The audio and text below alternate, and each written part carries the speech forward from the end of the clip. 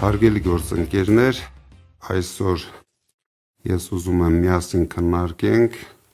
միգուցե մեր երկրի, մեր ժողովրդի համար ամենակարևոր հարցերից մեկը։ Միշտ մենք վերջին տարիներին, այսինքն մեր ժողովուրդը անհանգստանում է արտաքին վտանգներից և դրա առիթը այս իշխանությունը տվել է։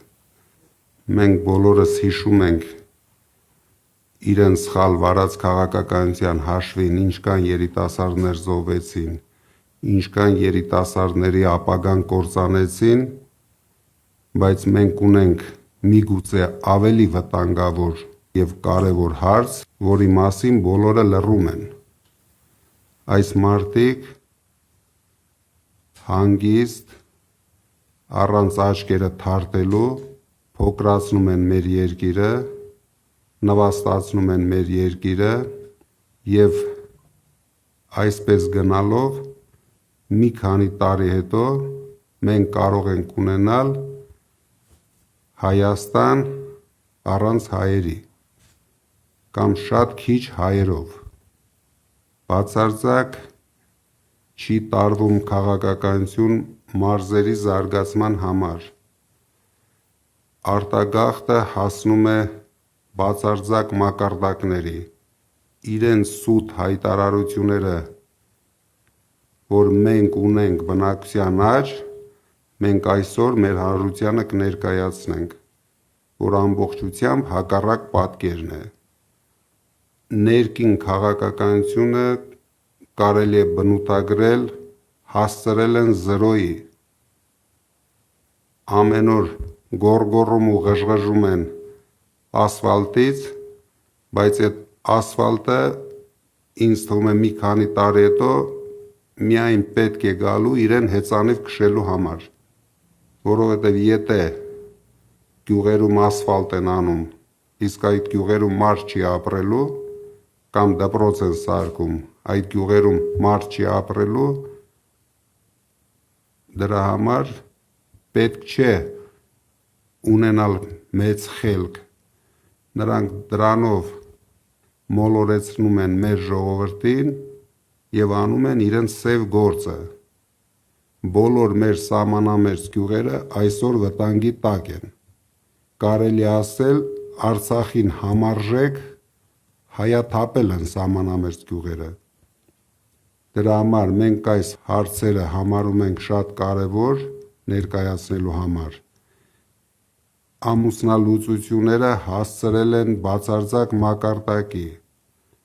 որովհետև երիտասարդները աշխատանք չունենալով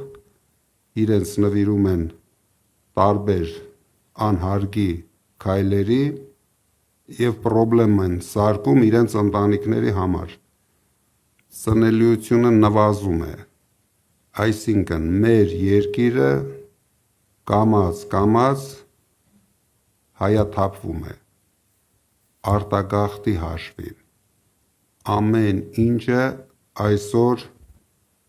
նպաստում է, որ փոքրացնեն մեր երկիրը, քանի որ ես ուզում եմ նորից մեր հասարակության ուշադրությունը սևեռել 300,000 ադրբեջանցիների վրա։ Եթե մենք չկանգնեցնենք դա, շատ շուտով կհայտնվեն Հայաստանի տարբեր շրջաններում և առաջին հերթին Փաշինյանի կողմից ազատված սահմանամերձ շրջաններում և գյուղերում։ Մեր ժողովրդագրական տվյալները սարսափելի են։ Անպայման մեր համար այս հարցը, ժողովրդագրական հարցը կլինի ամենաթիրախային հարցերից մեկը և գնալով մենք ամեն ինչ անելու ենք երիտասարդ ընտանիքների համար, որպեսզի նրանք կարողանան շատ երեխա ունենան, լավ դաստիարակեն իրենց երեխաներին, լավ ապագա ստեղծեն իրենց երեխաների համար։ Ես կուզենայի, որ հիմա Գոհար Մելոյանը ներկայացներ ներկա վիճակը և ինչ ենք մենք առաջարկում այդ հարցերին լուծումներ տալու համար։ Պարոն Կարապետյան, շնորհակալ եմ խոսքի հնարավորության համար։ Հարգելի գործընկերներ, մենք վեր ենք հանել ժողովրդագրական դեմոգրաֆիկ խնդիրները մեր երկրում եւ վեր ենք լուծել, թե ինչ ունենք հողի վրա։ Իսկ այն, ինչ ունենք հողի վրա,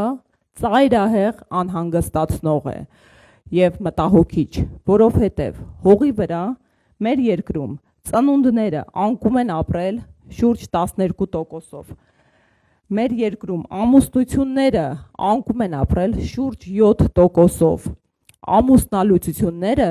ավելացել են շուրջ 28%-ով։ Սա հիրավի մտահոգիչ է, որովհետև ընդհանրական առումով երկրի բնական աճը անկում է ապրել շուրջ 40%-ով։ Սա մի պատկեր է, որը մեզ գալիս է համոզելու, որ մեր երկրում դեմոգրաֆիկ ժողովրդագրական աճը հնարավոր է նաև նպատակաուղղված քաղաքականության հետևանք է, որը ազգային անվտանգության խնդիր կարող է դառնալ։ Հարգելի գործընկերներ, ինչպես տեսակ, հողի վրա մենք ունենք ահազանգող պատկեր ու հաշվի առնելով ի սկզբանե ժողովրդագրության կարևորությունը, մեր ուժը, իդեմ մեր առաջնորդ պարոն Կարապետյանի լրջագույն հեղափոխական տնտեսական առաջարկ արեց 300,000 աշխատատեղ, որովհետև այս 300,000 աշխատատեղերով մենք կարողանելու ենք մեր բնակչությանը պահել մարզերում եւ ամուսինները մնալու են իրենց ընտանիքներում։ Դրան ի լրումն առաջարկեցին 20,000 մաչելի բնակարան, եւ որը կնպաստի ընտանիքների զարգացմանը, բազմացմանը, ձևավորմանը։ Բայց սա դեռ մեկնարկն է։ Մենք ներկայացնում ենք մեր հեղափոխական առաջարկը, որը միտված է ժողովրդագրական աճին եւ այս լրջագույն խնդրի լուծմանը։ Մենք մեկնարկում ենք ազգային վերածննդի հիմնադրամ։ Ազգային վերածննդի հիմնադրամը մշակելու է պետական քաղաքականությունը, որով լուծվելու են այս լրջագույն ժողովրդագրական խնդիրները, սկսած ծնելիությունից վերջացված ամուսնալուծությունների այս թվաքանակի անկման նպաստող իրավիճակի ստեղծմանը։ Բայց լրջագույն առաջարկը կայանում է նրանում, որ մեր հիմնադրամը ունենալու է ընդամենը 30% պետական մասնակցելիություն, իսկ մնացած 70%-ը կազմակերպվելու է մեր գործընկերների միջոցների շնորհիվ ամբողջ աշխարհից։ Եվ սա կարող է կազմակերպվել բացառապես Ուժեղ Հայաստան դաշինքի կողմից։ Ասեմ ավելին, բացի այն, որ ազգային վերածննդի հիմնադրամը իրականացնելու է այս հեղափոխական փոփոխությունները ու մշակելու է միասնական քաղաքականություն, մենք նաև ունենք կոնկրետ առաջարկ։ Քանի որ այսօր հողի վրա այս իշխանությունը կատարել է փոփոխություն եւ միասնական ու նույնական է դարձրել նպաստները առաջինից մինչև անսահման երեխաների թվաքանակ, ինչը նախկինում տարբերվում էր, այսինքն առաջին, երկրորդ, երրորդ, չորրորդ, հինգերորդ երեխաների համար պետությունը տարբերակված նպաստեր տրամադրում, որպեսզի շահագրգռեր բազմազավակ ընտանիքների ավելացմանը։ Իրենք փոփոխություն են կատարել եւ սեպտեմբերի 1-ից անկախ ընտանիքի երեխայի քանակից կլինի դա 3-րդ ծնունդը, 4-րդ ծնունդը, 5-րդ ծնունդը, բոլորին տալու են նույնական նպաստ։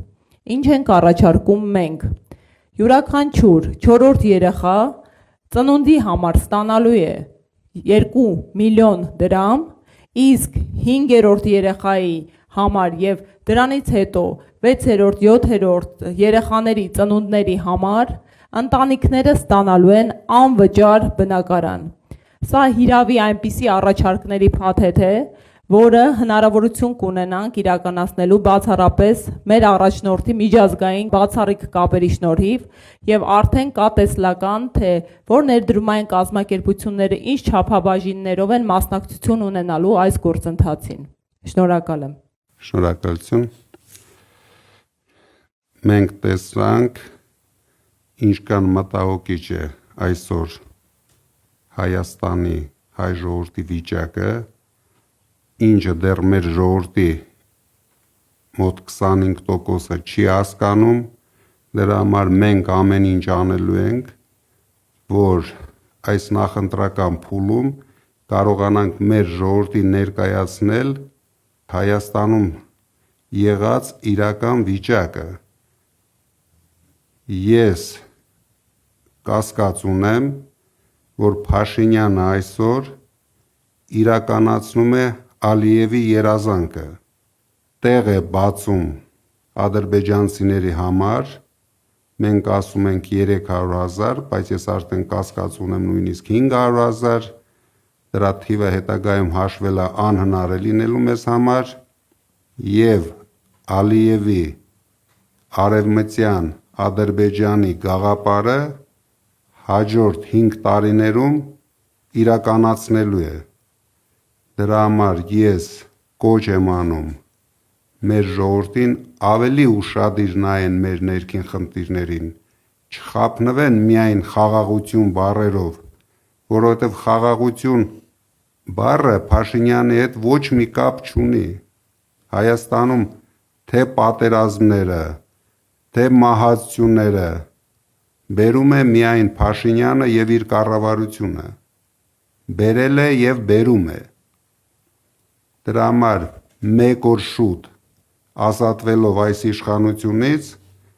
մենք կարող ենք կերտել ձեզ հետ միասին ուժեղ Հայաստան։ Ես հաջորդ նիստին կներկայացնեմ մեր ամենամասշտաբային ծրագրերը, որոնք կապահովեն մեր պետության թե խաղաղությունը,